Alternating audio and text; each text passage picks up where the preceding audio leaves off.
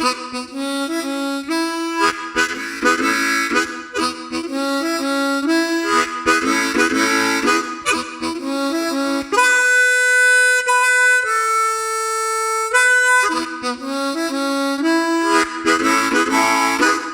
back to the Turn on the Music podcast. My name is Kyle. This is episode 25, and we are discussing measure 9? 10. 10. Yeah. 10. Of the music lesson by Victor Wooten, and that episode or measure is called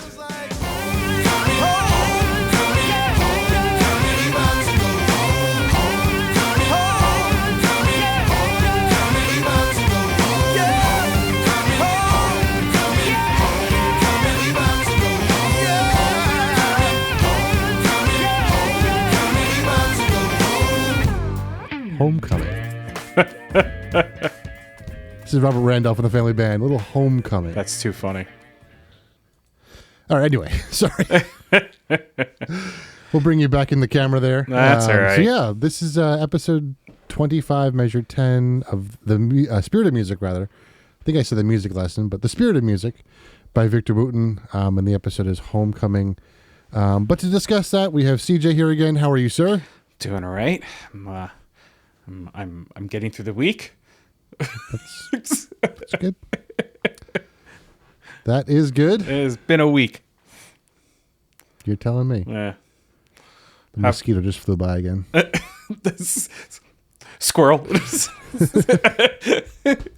I saw it last week in my bathroom, and I tried to close the bathroom door and not go in there for a couple of days, thinking it might die in there. You don't think it could get out? You know, I'm sure it could, but I don't know. So yeah.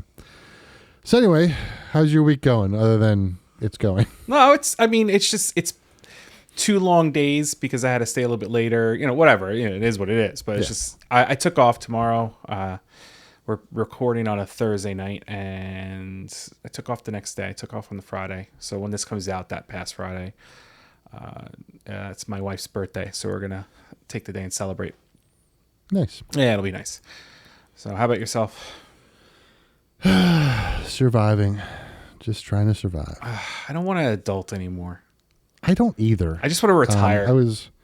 My microphone just moved. Hang on. Yeah, I mean, it's been, so I was talking to a friend of mine, and we were talking about things like that. Like, it's just like, I don't want to do this anymore. Right.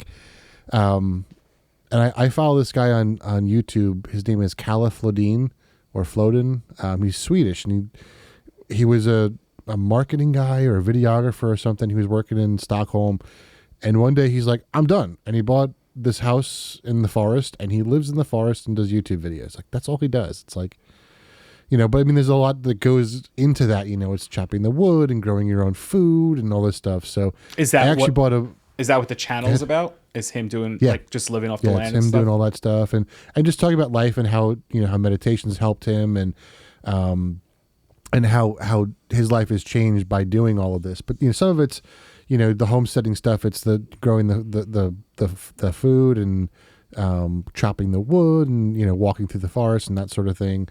And then there's just the general life lessons that he's learned over the time. So is he married or is he single?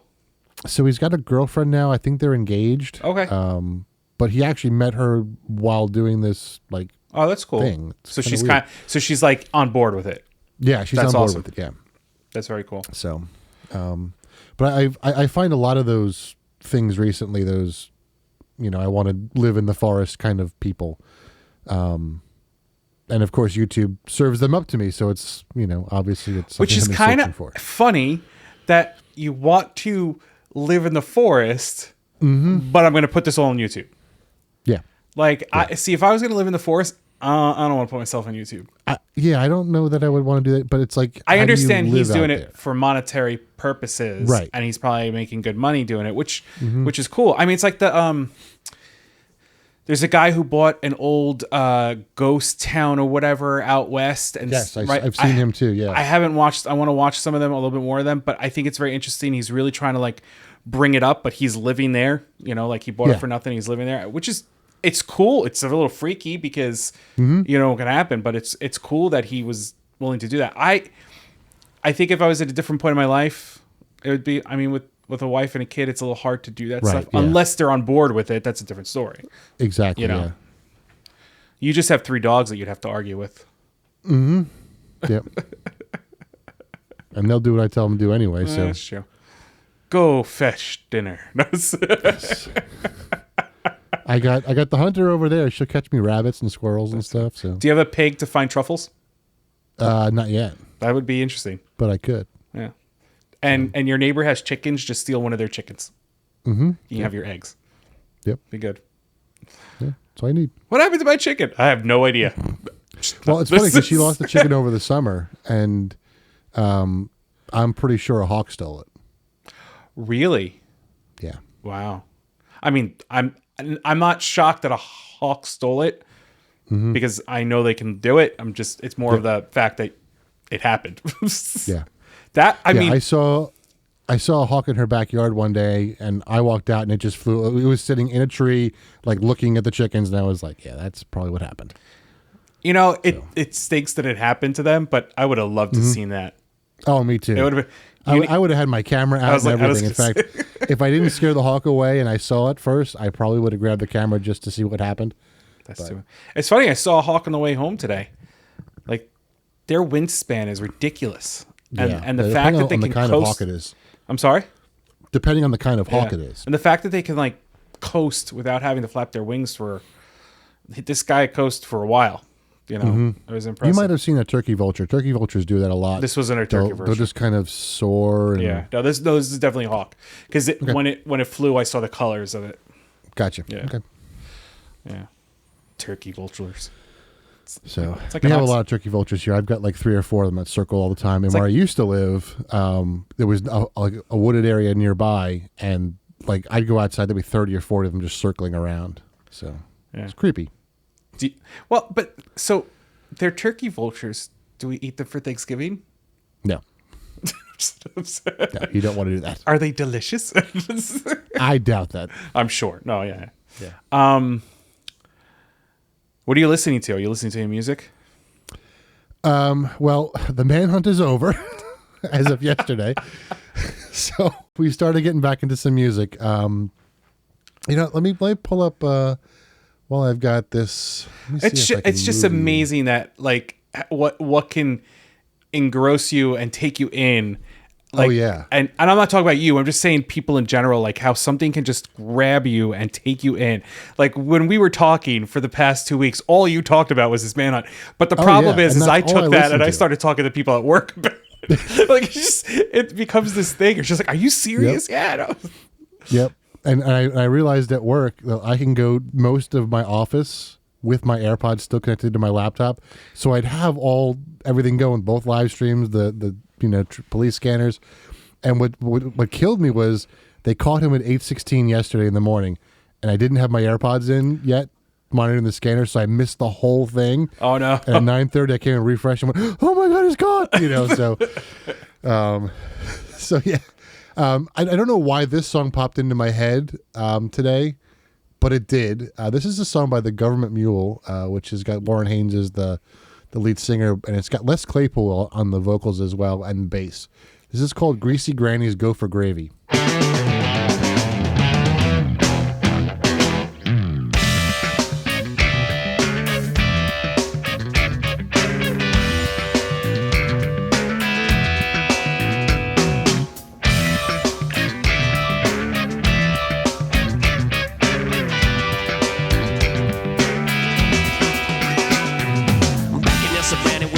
Don't shine near the Iron River past the old church line. Lives a hot gal, smells a stale wine. We call her Greasy Granny. She's a hopped up, popped up NorCal witch. She's a slapped down, cranked out, 2-ball bitch. She's stonewashed denim if she's wearing a stitch. We love our Greasy Granny. Get your go for gravy from Greasy Granny. Separate your mind from your body. I just love Warren Haynes' voice, and for whatever, I don't know how this song popped into my head today, but it did, and I listened to it right before I came on. So, And I talked with the mute button on for like. Well, 30 I couldn't seconds hear right you, there. but I'm sure you got recorded. I got it recorded over there, but it's not recorded on the video. So let me say that again. So I love Warren Haynes' voice, especially on this song. And this song somehow popped into my head today. I don't know why, but it did. So, Were you looking for a greasy granny? No. But I have been saying just like funny words, and I think that's part of what this song is. It's just like weird words stringed together, you know, and so yeah. That's what I mean. I've listened to that. I listened to some Monster Truck before you came on as well. So. Oh, I gotta go back and listen to that. Yeah, Monster Truck is good. I got a road trip at the end of November, and the last time I did it, I did I think I did the Beatles for like 4 hours, and then I did Monster Truck. We got into that, but I've been on an audiobook kick, and I've like knocked out like 3 or 4 audiobooks in the past month, and this series that I'm on has 16 books, and they're all about like 15 hours each. Oh wow! But it's so good. We're not sponsored. I'm not like anything, but the author's name is Craig Allison. I think I mentioned this before, and it's a series called Expeditionary Force. It's a sci-fi book type story with very like military-esque feel to it, and it's just the guy R.C. Bray, who is the narrator, the voiceover, is phenomenal. And there's so many funny parts in it that I don't expect. There's an AI in it, and the interaction between the AI and the human is hysterical. Like, so I'm on the second book, and I'm just like, it's really good. Like, it just keeps getting better and better. And it doesn't take like there's no like, it's not like it takes place in the year 3000 or 3050. Like, it takes place in like around this time. Right, which makes it even better because it's just very interesting. So I've been on that kick lately. Like, I've been trying to like, I bought a bunch of this author's books on Apple Books for like 99 cents. Like, he's got a zombie series, he's got this, but the same guy reads them all. So I'm like, okay, cool. Right. So I've been on an audiobook kick. I've been I think I need to make a playlist for work. I need to get back into. Because I can't really listen to audiobook while I'm working. I've tried, and it's just like my brain trying to type and listen is just not like. And if they start cursing, that goes into an email, and that's really bad when I send that to a vendor. Yeah. But so that's kind of where I'm at. Okay. Yeah. So shall we talk a little bit about the music lesson? The spirit of music. So we both discussed prior to this is probably going to be one of our shorter episodes. Yeah, because it's this a very short chapter, and there's not much that goes on. Right, and we were thinking of combining, but the next chapter's so long. Yeah, and we really shouldn't combine it. Right. But yeah, it's called Homing. You did a great job of summarizing. Why don't you go ahead and start it? Yeah. So Victor realizes he's at his house. That's the chapter. That's the chapter. So if you remember, we left Victor off. He was taken into a van, not down by the river, unfortunately. But sorry, I'm trying to get to the beginning of the chapter. Why don't I just go use the index? Because you can get there a lot faster if you use the index. If the index actually loads. So there we go. Homecoming. Here we go. You're good with technology. I'm something all right. So the tagline for this is, in letting go, I found myself. Let me get to the blind mode. There's blind mode. Oh, much better. I can see now. So basically he was taken. So if you remember last chapter, he was in with Seiko and Ali, and they were taken by a man.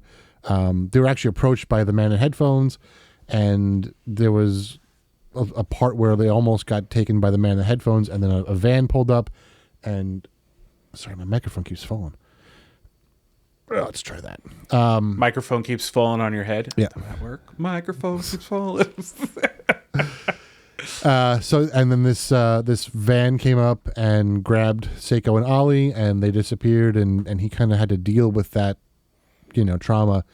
And then eventually he was approached by another man with headphones and was eventually subdued by another man with a mask on and thrown into the back of a van. And taken away, and he kind of at one point passed out, probably out of just exhaustion and just trauma of what was going on. So that's where this chapter picks up, and it's like I said, it's a very, very, very short chapter where he gets he kind of comes to in the van a little bit, and then they pick him up out of the van, and he said it kind of sounded familiar, some familiar sounds, and was put onto a bed in a room.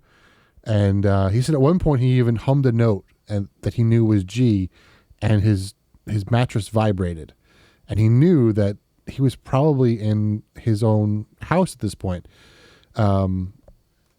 So that kind of made me think, like, if I were to be put, blindfolded and put in my house, what would I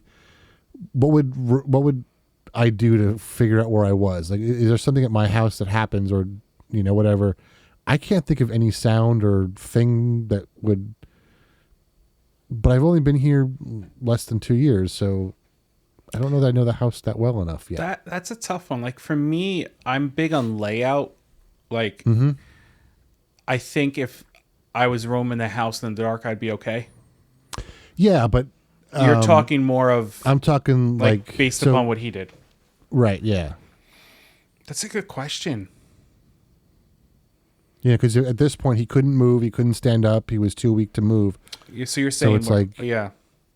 What would you, Well, my bed is a Tempur-Pedic, so I won't be able to get the springs to right to resonate. Yeah, mine's a purple, so so there goes that.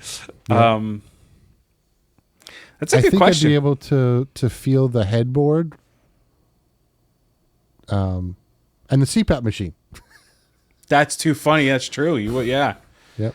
I don't like the Tempur-Pedic mattress too much. I mean, it's fine. It doesn't hurt me or anything like that. It's better for my wife, but I think I would know the bed, just because of the fact that I'm not a big fan of it. So, like, when I lay down on it, I'm just like, I do sleep. It's comfortable. It's just I don't. It's too. I think it's too firm of a mattress for me. Gotcha. Yeah. Which is funny because it's not supposed to be, but it is. And then during the winter, if it's cold in the room, it actually hardens. Right. Yeah. So, but that's very interesting, because I thought about that too. I'm like, for him to be able to hum, get the springs to kind of resonate and create that sound, it must be unique if it's the same sound, because there's no guarantee that if you're on another bed with a different spring, that's going to do the same thing. Yep. Yeah. And just a little aside, that's how you tune a timpani, actually, by humming a note, and then you adjust the pitch of a timpani with that little pedal. Right. So if you hum the note that you want it to be, when you hit that note, the whole drum vibrates. So you've hummed to vibrate the drum. Yep. Oh, that's interesting. Yep. That way, because I knew the pedal was for tuning, but I didn't realize that was the process. Right. So yeah, that's one of the easiest ways to do it, especially because when you're tuning a timpani, it's usually in the middle of a piece. There's a lot of pitch changes in the middle of a piece, and then you have to tune it quietly. That's one way to do it, is you can just feel the whole drum vibrate when you hit the right frequency. It's called sympathetic vibration. That's very cool. Yeah, that's very cool. So yeah, he was in his bed. Well, he didn't realize it was his bed yet, but he kind of assumed that it was his bed. He had a knit hat over his head, and he was able to kind of move it off of his face a little bit, to kind of see his surroundings a little bit. And he recognized some things in the room. He saw his unicycle, which was kind of weird. The unicycle he had found when he looked for Jonathan, and heard some voices but couldn't decipher the voices, just kind of heard them. And eventually, at one point, let me see if I can find actually where it is. He heard or remembered the sound of Michael. Hang on, let me see if I can find. But there's one part I want to get to before we get to that, I think. So I don't know if you have pages, but that's page 152. Okay. And then 151 is where he says, "I closed my eyes for the last time." Okay, so before we get to that, just the tagline of this chapter is in letting go, I found myself. And I think that kind of goes to what What we were talking about a little while ago, I think, with califladine and, so much of what I'm feeling lately, and I think you're feeling lately, and we've been feeling it for a while. It's almost like we're doing what we think society wants us to do, but not really what we feel is right. Right. We've talked a little bit about, just from, learning the aspect of learning, in the Native American culture and how it's different than ours, and how we've kind of lost that, I don't know, that spirituality and that sort of thing. And for me, it feels like we're kind of looking for that, and I think part of this, what struck me about this is that in letting go, I found myself, for me, it's almost like I want to let go of like society almost, just kind of let go of and there are a lot of people doing this, that they let go of the, there's the minimalist movement, letting go of possessions and that sort of thing, and trying to live a simpler life and that sort, and I think that's part of what this is, I mean, in this instance, he's talking more about, letting go of fear and all that to find, clarity. But I think that's part of what I'm looking to do too, is let go of just stuff, and the burden of stuff. Like get rid of the social normalities. Yeah. Normalities.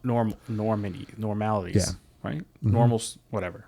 You know what I mean. Yeah, I know what you mean. But seriously, like it's like taking what we, like you said, expected to do and saying, I don't have to do this. Right. And it's okay that I don't do this. Mm-hmm. That doesn't make me a different person or a bad person or anything. It just makes me because Right. I don't want to do this. Mm-hmm.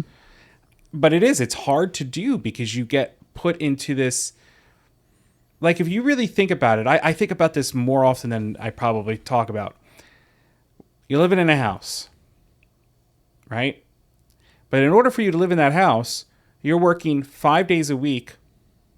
And when I say house, I'm going to say home because it could be anything. It could be an apartment. It could be a house. It could be whatever. Like, you're paying to live. So for anybody who is working to live, that's what you're doing. It's like, oh, I want a home. Okay, that means I have to get a job. For me to get a home, I have to have a job. Right. And the only way I can get that home is if I make a certain amount of money. Mm-hmm. But there's no then you have to make a certain amount of money. That's what's the big other problem is that we live in such a society where it's like, oh, do you want that apartment? Oh, that's gonna cost you $2,000. Right. But it's a closet space. Right. It's like Yep. And I think that's the thing is that we're kind of backwards in that sense. Yeah. In order for us to live, we have to work. Mm-hmm. We should be living and just working because of that. Right. Just, and it's very interesting because when you look at, like we were talking about the sci-fi, like Star Trek, right? There's no money in society on Earth after that all starts happening. Now, is there money within the realm of Star Trek? Yeah, I mean, there's always something, but Right. like on the planet Earth, they don't have that. And I don't know how it is in Star Wars. I mean, I know there's things in Star Wars where they're using to buy things, but but the thing is it's just crazy because you think about what you're doing in order to live, Right. which is why you have people that struggle. Mm-hmm. It just stinks. Yep. And that idea of like living off the land and just living on a place and just, I'm good. I would do that. I would. If my wife and my son were like, let's just do it, I would be like, all right, let's go. Yep. Done. Would I still do this? Yeah, I would still do the podcast because it's fun to do. But I'm just saying, like in the grand scheme of things, I don't need to. And there's nothing against them. I don't need to have neighbors. Yeah. Like I don't have to. I interact with them far and few between. Yeah, me too. And it's nothing against them. It's just it just doesn't happen. I can still connect with my friends. I mean, we connect all the time, and we're how many states away? Right. So it's not like you can't have that interaction in this day and age. It's just. But I agree with you. I think we are trying to figure out where we fit in society without following society. Right. I think that's the way to put it. Yep. Where do we fit without having to fit? And we're both big guys, so it's hard to fit sometimes. Yep. It's hard to find that space to get into. Yep. Sure is. So it's that, and they in the book they put that in just before he closes his eyes. Mm-hmm. Yep. And then that's when he saw a vision of Michael's face. Yep. And and Michael says, "What are you choosing?" Mm-hmm. And he thinks it was his mind playing tricks on him and all that stuff. I don't have any choices. And he's like, you always have choices. And he's like, what do you mean? Who said that? And then he realized it was Michael. Yep. And he said he managed to move the thing off he was able to like move the hat, and he saw that his door was slightly ajar. Like you said, he saw his unicycle and all that stuff. He saw light and shadows from the other room. Sound of footsteps growing louder as they got closer. And he said someone was standing outside his door. He waited, nothing happened. And he was able to open up. What does it say? After some time passed, he was able to move a little bit. He sat up, leaned forward, and then someone grabbed him from behind. He froze, turned his head slowly. It was the guy that grabbed him and put him in the van. And the guy goes, "Should I finish him?" And that's when he heard the voice, "Leave him alone. He's been through enough already." Mm-hmm. He said his voice came from the other side of the room, and he recognized the voice. Yep. And he said, "Why is he here?" Yep. And it's it's very interesting. I was wondering why this chapter was there. Mm. Like, why did he write a short chapter to explain this versus just adding a few paragraphs into the next chapter? Right. And I thought about it. And then I actually listened to it on the audiobook to hear him read it, because he's the one who's reading it. And I think in a sense, it's like him taking a break. Mm-hmm. Because he's been on the go for so long. Yep. in the book. He's finally somewhere where he's laying down, and he's almost like accepting it. Like, he's like, you know what? I can't do anything about it, so I'm going to take a break. So this is why this is a short chapter. This is just a brief moment of me kind of accepting who I am, at that moment. That's interesting. I'm not saying I'm right on that, but I was really trying to contemplate the reason for the short chapter.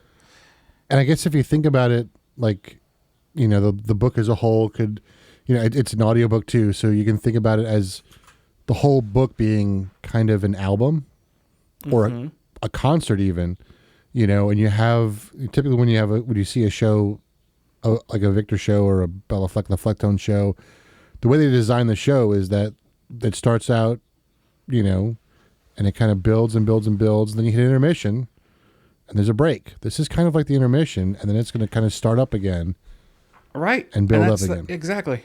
So it might just be the musician in him, with that flow, that overall, flow. He's phrasing the energy essentially. Right. And the thing is like, if you listen to the audiobook, there is music put throughout the book. Mm-hmm. So there is music within that chapter, and there is a point where he doesn't speak and there's just music playing. So it's almost like him processing what's going on. Right. So that is very possible. Is that what it is? So there's 20 chapters in the book, and this is chapter 10. Yep. So it is the intermission in a sense. Yeah. Yeah. It's very. I mean, like, we could potentially be overthinking it, and it is what it is. But I feel like he doesn't just do things to do things. There's almost always a thought behind or a process behind what he does. Right. There's an intent or something. So the shortest chapter in the book. Mm-hmm. It really is. Yeah. Even in the audiobook, like, the next few things are like 35, 40 minutes. Yep. Yeah, so you guys got off easy this week. Next week it's going to be a 3-hour episode. Yeah. It's that's a long thing. Yeah. So it's called it is measure 11, and it's called First Lesson. Yep. So, but this is really where the story starts to pick up, and we start to learn more about what they're dealing with. Yep. Yeah. And learning how to deal with it. And then NASA comes in and says that they found, otherworldly stuff. Have you seen? Okay, so I know this episode's going to come out. It's probably like a week after. But have you seen the whole big thing about the alien bodies science? From Mexico? Yes. Yeah, I watched a short video about it yesterday. It's very interesting. Mm-hmm. And someone said it's already debunked, but I can't find the debunked information. Is it? Yep. So how did they debunk it? Because I couldn't find it. I think it was 2021. What they did was they actually analyzed the bones that are in there, and they were able to kind of, based on the shape and the design, they realized that like the bones in the arm were actually bones from the leg, and they didn't match up. So like there was like a femur in one and a tibia, this was a femur and then this was a tibia over here. So the bones didn't line up.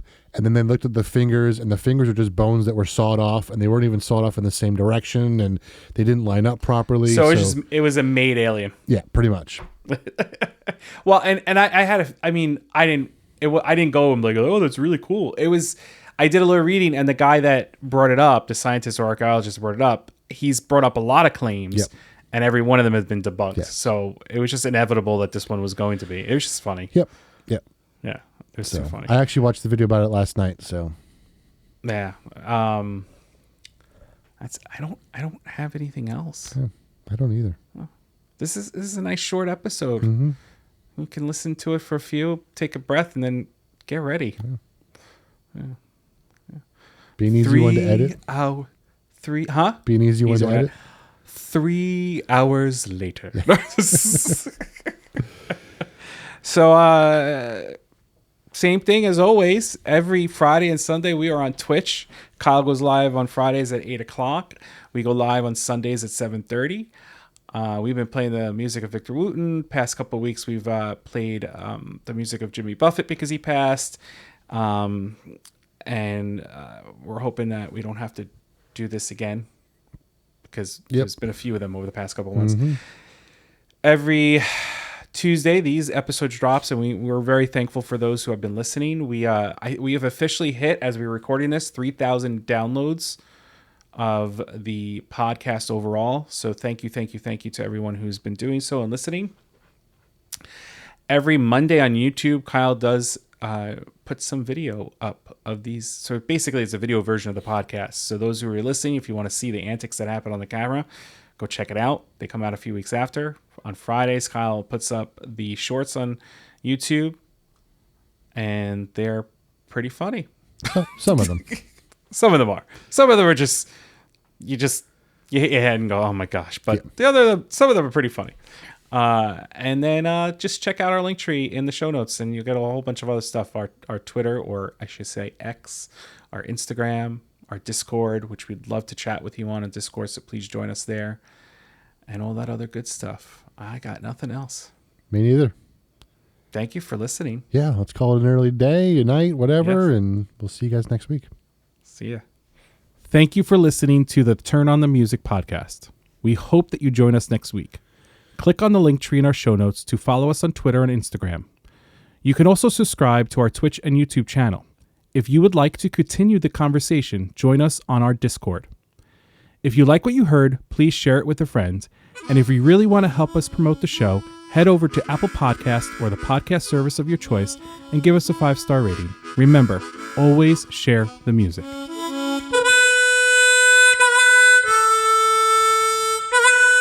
Thank you.